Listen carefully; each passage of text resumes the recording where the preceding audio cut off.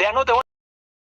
We have 140,000 Kenyans today who are working in different parts of Kenya, in TVETs, in ICT hubs, who are not working before I came to office. Today they are working because I have a very clear plan on digital jobs. When digital superhighway, it was not a write-up. It was not an essay. It was something that I intended. We are rolling out fiber optic using our Kenya. And in this year's budget, guys, follow me. Guys, follow me. Tap, guys. Money Tutahang. to work with the Parliament to make sure that there is an ICT hub in every ward in Kenya, where young people in ordinary places in every ward can have access to the internet, to computers. Talking about and fertilizer sure every time, fertilizer.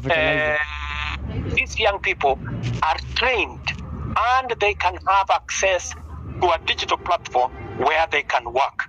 As I talk to you, listen to me carefully, 149 to be exact, 1,000 young people who you can contact today are monetizing their talent on the digital platform, working under the program that I have set up.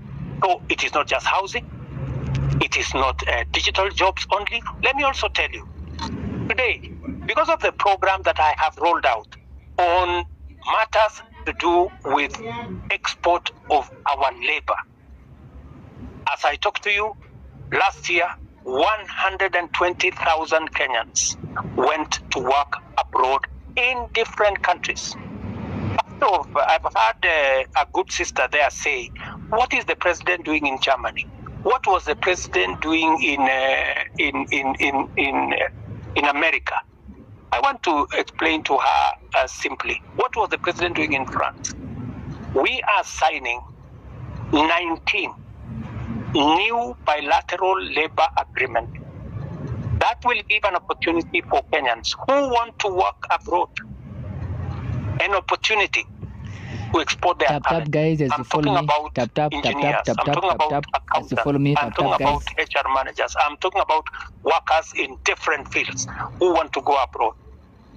And I have now begun the process of professionalizing over the last 2 years that whole ecosystem of labor and the export of labor out of Kenya. That is why we are seeing an increment, not just in jobs, domestic workers, I don't know, drivers, I don't know what. We are, the reason why we are negotiating new bilateral agreements is that we want to go beyond those workers at that level.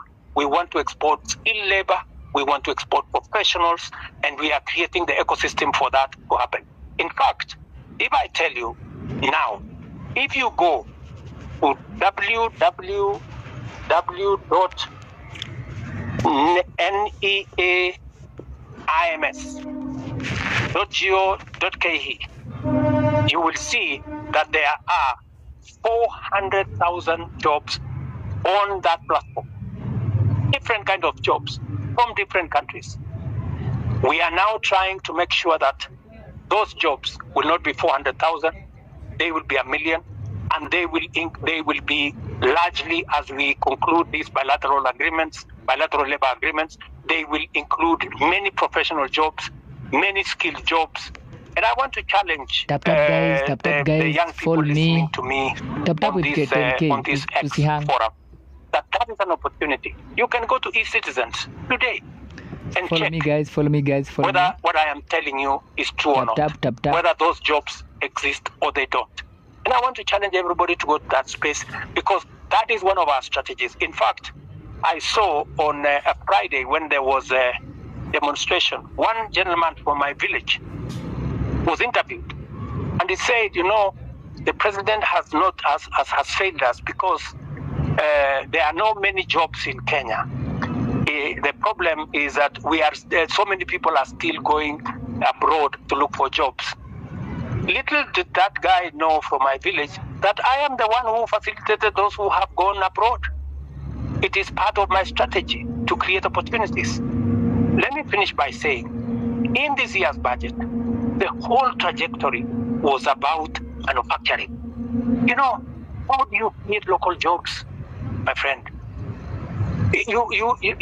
The days when we just used to say, oh, we are going to grow the economy and the economy is going to create jobs, that is gone. Guys, we have to be deliberate. Tap, I know how many jobs I'm going to create in housing. Digital jobs, I know how many jobs I'm going to create. Export of labor, I know how many jobs I'm going to create. Now, what I had done in this year's budget is to put a mechanism where we promote our own manufacturing, local manufacturing, using local materials, hiring local labor and local professionals, and creating local wealth. There is absolutely absolutely no way we are going to grow jobs in Kenya by making Kenya a supermarket for other countries. Thank you for the roses. By making Kenya an importer of everything. Thank you for the roses.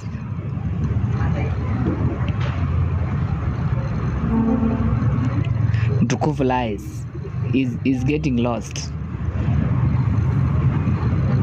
I don't know what kind of network he is using. Can't hear you, but you're done. Is done. Okay, one last question. Before I give somebody the mic. I'm seeing several questions flowing to me. It's also mine. I'm made to understand there's a bill on your table about the IBC reconstitution. I'm wondering how long should this be? Or the other question would be, was it a deliberate not to assign the bill so that when your people, the people that are guiding you, people that cannot listen to us, when you want to try to send them home, we cannot because there's no IBC commission that's in place. So what is about IBC? Because personally I come from Nyanza, and my home MP is at Andy, but if I was coming from Nairobi or somewhere and surrounding, the MPs that really need to go home, and the law that there is no IBC to be able to do this. Because Parliament just passed the bill. It has found its way to my office. And I want to tell you, I will be expeditious. It will not go beyond Tuesday, and the bill will be signed and gazetted so that we can proceed with the process.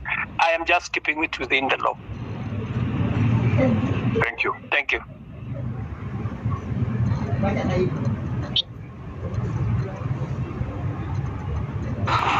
Okay, thank you, Mr. President. I think we can get another. I'm having issues with my phone. I don't know why. Amenifanyia ile kitu. So let's. Amesalimiwa.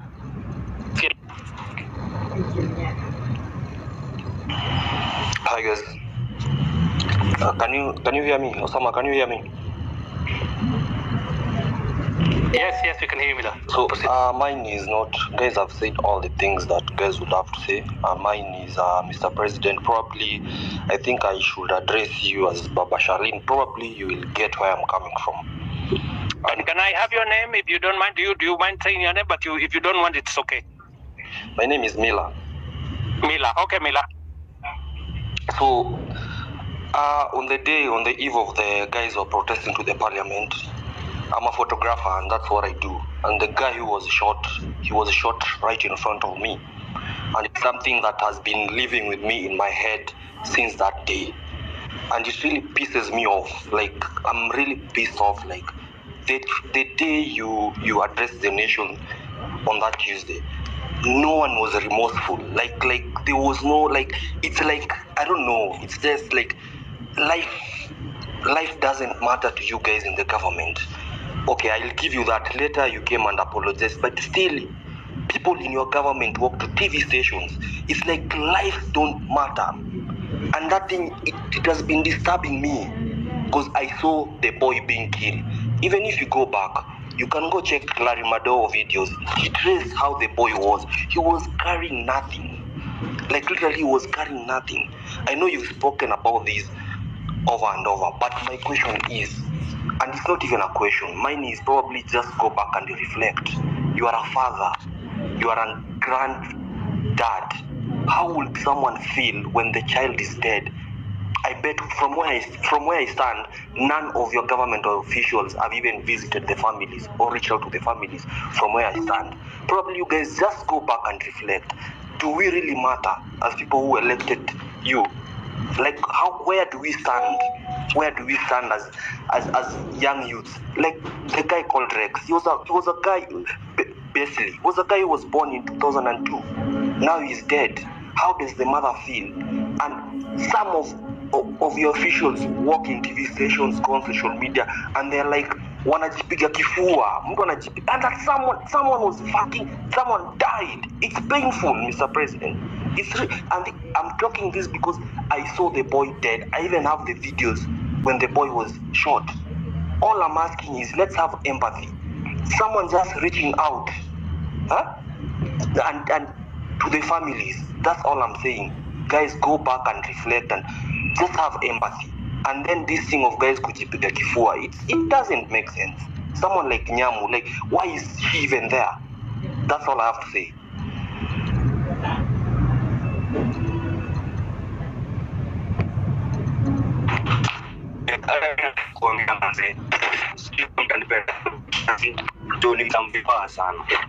So kitu ya kwanza mi sijui kizungu stop.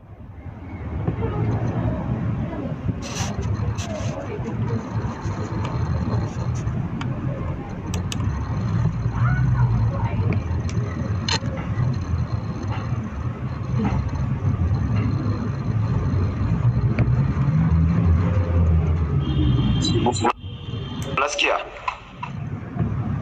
Hello? Sorry we lost you, my friend. Tulikupoteza hapo kidogo, hatukusikia. Sorry. Can I speak?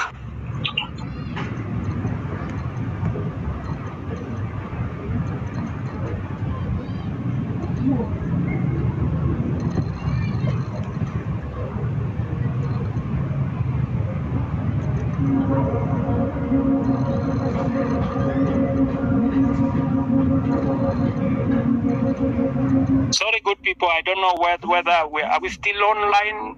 I don't know whether are we there. Yes, you are online. Yes, I can hear you.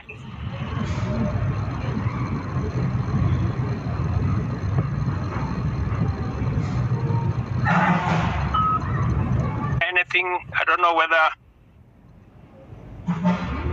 are we on. Yes. Yes, we are on. I think there's nobody asking question. Perhaps I ask as we get out of the board. Maybe I'm talking too much or asking too much. Forgive me for that, but nobody's speaking. Another question is not another question. I've seen people saying or asking you rather to don't reshuffle the cabinets or the CS, moving from the one ministry to the other. You've seen that one before. What you're seeing is just transferring competence in one field to another department or another ministry. Please get new faces. You have a lot of people around you. You have brains behind you. When I was growing up, when I was young, at the time of Kibaki, I used to associate being a minister with some smart people, and you are one of those people in your spot back then. Suddenly, this day you have people. The best they can deliver is just abuses and too much, too mouthy. Can you just bring us new people that are going to work? As recent as yesterday or 2 days ago, one of your team came out to tell us that the money we've been contributing for the injured and those we lost in this struggle was waived by Kenyatta National Hospital and other public hospitals. She came late. The person that was in charge has been doing an excellent job. Hanifa keeps everything better than the government. Every telecom spend, telling us ABC has done by her. That give us transparency, not these are the people that just keep trying to. Okay, let me. Mila made a very passionate and I think correct analysis of what happened, especially of Kennedy, who died in Rongai, and I believe that he is right. That's really a very regrettable situation, and I apologize on behalf of every official who should have done something about that situation. I have explained that the boy who died in Rongai was actually shot by one of the criminals who actually snatched the gun from the police. That criminal was, however, shot by the police, because if the police did not shoot him, then he would have caused more deaths of more Kenyans, because these are reckless people. Sometimes some of those people are not even in their correct level of senses, and therefore it is regrettable. And I agree with you. It is really unfortunate that you watched an incident that's going possibly to affect your life. And I know you have made reference to me as a father, which is true. I have 4 Gen Zs in my home, and I promise you they take me to task, on some of these things, and I have to do a lot of explaining some of the time. And this is just the same way I'm explaining to you guys here.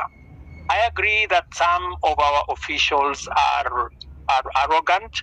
Some of them, speak out of turn, and some of them display, obnoxious opulence, if I may say that, which does not just anger the public. Sometimes I call in some of those people and I give them a piece of my mind, because even Nyamu, I have had occasion to sit her down, and tell her, she needs to change what she's doing. And when you are in my position, you are also a father figure. Some of these young people, they get excited about many things, and sometimes they do the wrong things. And I want to tell you that I know somebody here mentioned Karen Nyamu. Karen Nyamu is a girl I've had to sit her down sometimes and tell her, look,